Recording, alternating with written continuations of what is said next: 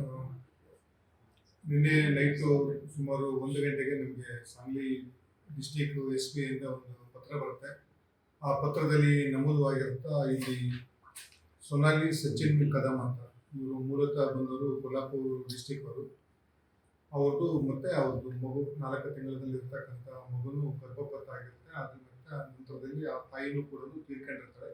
ಅದರ ಮೇಲೆ ಅಲ್ಲಿ ಒಂದು ಸಾಂಗ್ಲಿ ಊರಲ್ಲಿ ಏನು ಮಾಡ್ತಾ ಇರ್ತಾರೆ, ಇವರು ಗೌರ್ಮೆಂಟ್ ಹಾಸ್ಪಿಟ್ಲಲ್ಲಿ ಅಡ್ಮಿಟ್ ಹೋಗ್ಬಿಟ್ಟಿರ್ತಾರೆ. ಇವ್ರ ಬಾಡಿನ ತಗೊಂಡೋಗಿ ಗೌರ್ಮೆಂಟ್ ಹಾಸ್ಪಿಟಲ್ ಹಾಕಿರ್ತಾರೆ. ಮತ್ತೆ ಇಲ್ಲಿ ಅವರು ಡಾಕ್ಟ್ರಿಗೆ ಡೆತ್ ಸರ್ಟಿಫಿಕೇಟ್ ಕೇಳ್ತಿರ್ತಾರೆ. ಆ ಡಾಕ್ಟರ್ ನಂತರ ಏನು ಮಾಡ್ತಾರೆ, ಇದು ಪೊಲೀಸ್ನವ್ರಿಗೆ ಇನ್ಫಾರ್ಮ್ ಮಾಡ್ತಾರೆ ಸಾಂಗ್ಲಿ ಟೌನ್ ಪೊಲೀಸ್ ಸ್ಟೇಷನ್ಗೆ. ಸಾಂಗ್ಲಿ ಟೌನ್ ಪೊಲೀಸ್ ಸ್ಟೇಷನ್ದವರು ಬಂದು ವೆರಿಫೈ ಮಾಡಿದ್ಮೇಲೆ ಇದು ಹಿನ್ನೆಲೆ ಗೊತ್ತಾಗುತ್ತೆ. ಆ ನಂತರದಲ್ಲಿ ಅವರು ಒಂದು FIR ಮಾಡ್ತಾರೆ, 0 FIR ಅಂತ ಕರಿತೀವಿ. ಅದರಲ್ಲಿ ಇರ್ತಕ್ಕಂಥದ್ದು ಏನು ಮಿಸ್ಕ್ಯಾರೇಜ್ ಆಗಿರುತ್ತೆ ಮತ್ತು ಅಬಾರ್ಷನ್ ಆಗಿರುತ್ತೆ, ಆ ಸೆಕ್ಷನ್ಗಳಲ್ಲಿ ಬರ್ತಕ್ಕಂಥದ್ದು ಎಲ್ಲನೂ ಕೂಡ ಮತ್ತು PCPNDT ಆ್ಯಕ್ಟ್ ಅಂತ ಇದೆ, ಅದರಲ್ಲಿ FIR ಮಾಡಿಬಿಟ್ಟು ನಮಗೆ ಟ್ರಾನ್ಸ್ಫರ್ ಮಾಡಿದ್ದಾರೆ. ಸೊ ಏನಾಗಿರುತ್ತೆ ಅಂತಂತಂದರೆ, ಇವ್ರದ್ದು ಸೊನಾಲಿ ಸಚಿನ್ ಕದಮ್ ಏನಿದ್ದಾರೆ ಅವ್ರಿಗೆ ಮದುವೆ ಆಗಿರುತ್ತೆ. ಮದುವೆ ಆದಮೇಲೆ ಕೂಡ 2 ಹೆಣ್ಮಕ್ಳು ಇರ್ತಾರೆ, ಮತ್ತೆ ಒಂದು 4 ತಿಂಗಳ ಗರ್ಭಿಣಿ ಇರ್ತಾರೆ. ಅವ್ರು ಹೋಗ್ಬಿಟ್ಟು ಒಂದು ವಿಷಯ, ಈಗ ನಮ್ಮ ಮೇಲ್ನೋಟಕ್ಕೆ ಹೇಳಿರ್ತಕ್ಕಂಥದ್ದು ನೀರಜದಲ್ಲಿ ಸ್ಕ್ಯಾನಿಂಗ್ ಮಾಡ್ಕೊಂಡಿದ್ದಾರೆ ಅಂತ ಹೇಳ್ತಾರೆ. ಮತ್ತು ಇಲ್ಲಾಂದ್ರೆ ಕುಪ್ವಾರ, ಈ ಕೊಲ್ಹಾಪುರ ಹತ್ರ ಇರ್ತಕ್ಕಂಥದ್ದು ಅಲ್ಲಿ ಸ್ಕ್ಯಾನಿಂಗ್ ಮಾಡ್ಕೊಂಡಿದ್ದಾರೆ ಅಂತ ಹೇಳ್ತಾರೆ. ಈಗ ನಾವು ತನಿಖೆಯಲ್ಲಿ ಅಂದರೆ ಎಲ್ಲಿ ಮಾಡ್ಕೊಂಡಿದ್ದಾರೆ ಅನ್ನೋದನ್ನು ವೆರಿಫೈ ಮಾಡ್ತೀವಿ. ಅದು ಸ್ಕ್ಯಾನಿಂಗ್ ಮಾಡ್ಕೊಂಡ್ಮೇಲೆ ಗೊತ್ತಾಗುತ್ತೆ ಅವರಿಗೆ ಹೆಣ್ಮಗು ಇದೆ ಅಂತ. ಸೊ ಅವ್ರು ಏನು ಮಾಡ್ತಾರೆ, ಹೆಣ್ಮಗು ಅಂತಕ್ಕೆ ಇವ್ರದ್ದು ತಾಯಿ ಊರು ವಿರೇಜ್ ಕಡೆ ಇರುತ್ತೆ, ಕುಪ್ವಾರದಲ್ಲಿ. ಅಲ್ಲಿ ಇವ್ರಿಗೆ ಒಬ್ಬರು ಪರಿಚಯ ಇರ್ತಾರೆ, ಮಾರುತಿ ಕರ್ವಾಡ ಅಂತ. ಇವರು ಕೂಡ ಒಂಥರ ದಲ್ಲಾಳಿ ವ್ಯಾಪಾರಿ ಇದ್ದಂಗೆ.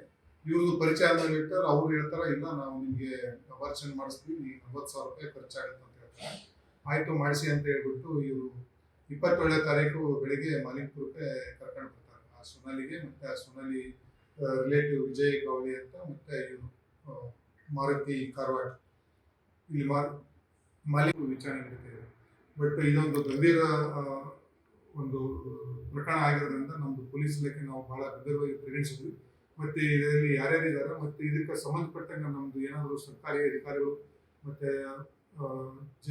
ಇದರಲ್ಲಿ ವೈದ್ಯಾಧಿಕಾರಿಗಳು ಆಗಲಿ, ಜಿಲ್ಲೆಗೆ ಸಂಬಂಧಪಟ್ಟಂಗಾಗಲಿ, ಮತ್ತು ಯಾರು ಇದನ್ನು ಮಾಡಬೇಕಾಗಿತ್ತು, ಅವ್ರ ಜೊತೆ ಏನಾದರೂ ಲಿಂಕ್ ಇತ್ತು, ಮತ್ತು ಅವ್ರಿಗೆ ಯಾಕೆ ತುಂಬ ದಿವಸದಿಂದ ನಡೀತಿತ್ತು ಅನ್ನೋದು, ಇದಕ್ಕೆ ಯಾಕೆ ಮಾಡೋಕ್ಕೆ ಅನ್ನೋದನ್ನು ನಾವು ಕೂಲಂಕುಷವಾಗಿ ಪರಿಶೀಲನೆ ಮಾಡ್ತಾ ಇದ್ವಿ. ಟೆಕ್ನಿಕಲ್ ಆಗಿ ಕೂಡ ಅದನ್ನು ನಾವು CDR ಪಡೆದು ಯಾರು ಶಾಮೀಲ್ ಆಗಿದ್ರು ಅಂತಂದ್ರೆ ಅದ್ರ ಮೇಲೆ ಗಂಭೀರವಾಗಿ ನಮ್ಮಲ್ಲಿರ್ತಕ್ಕಂಥ ಸಂಬಂಧಪಟ್ಟ ಇಲಾಖೆಯವರಿಗೆ ವರದಿ ಸಲ್ಲಿಸ್ತೀವಿ. ಮತ್ತು ಕಾನೂನು ವ್ಯಾಪ್ತಿಯಲ್ಲಿ ಏನು ಕ್ರಮ ತಗೋಬೇಕು ನಾವು ಅವ್ರ ಮೇಲೆ ಕ್ರಮ ಜರುಗಿಸ್ತೀವಿ.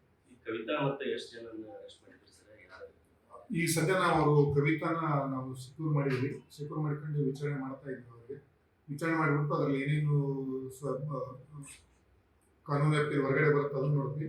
ಮತ್ತು ಈಗಾಗಲೇ ನಮ್ಮದು ಸೋಕೋ ಟೀಮ್ ಇರತಕ್ಕಂಥದ್ದು ಅಲ್ಲಿಗೆ ಹೋಗ್ತಾ ಇದೆ. ಸೋಕೋ ಟೀಮ್ದವರು ಕೂಡ ಅಲ್ಲಿ ಏನು ಘಟನೆ ಮಾಡಿದ್ರು, ಮತ್ತು ಯಾವ್ಯಾವುದು ಮಿಷನರೀಸ್ ಇತ್ತು ಅಥವಾ ಏನೇ ಇತ್ತು, ಮತ್ತು ಈಗ ಇರ್ತಕ್ಕಂಥ ಮನೆಯಲ್ಲಿ ಏನು ಮಾಡ್ತಿದ್ಲು ಅಥವಾ ಬೇರೆ ಎಲ್ಲಾದರೂ ಮಾಡ್ತಾ ಇದ್ದಾರೆ ಅನ್ನೋದನ್ನು ಕೂಡ ನಾವು ಪರಿಶೀಲನೆ ಮಾಡ್ತಾ ಇದ್ವಿ. ಮತ್ತು ಈಗೇನು ನಾವು ಸಾಂಗ್ಲಿಯಿಂದ ಇಬ್ಬರನ್ನ ವಶಕ್ಕೆ ಪಡೆದು ನಮಗೆ ತಂದು ಕೊಟ್ಟಿದ್ರೆ ಅವರೇ ಇದ್ರು ಅವತ್ತು ಆ ಜಾಗದಲ್ಲಿ ಇರ್ತಕ್ಕಂಥ ಅವ್ರನ್ನೂ ಕೂಡ ನಾವು ಕೇಳಿದ್ವಿ.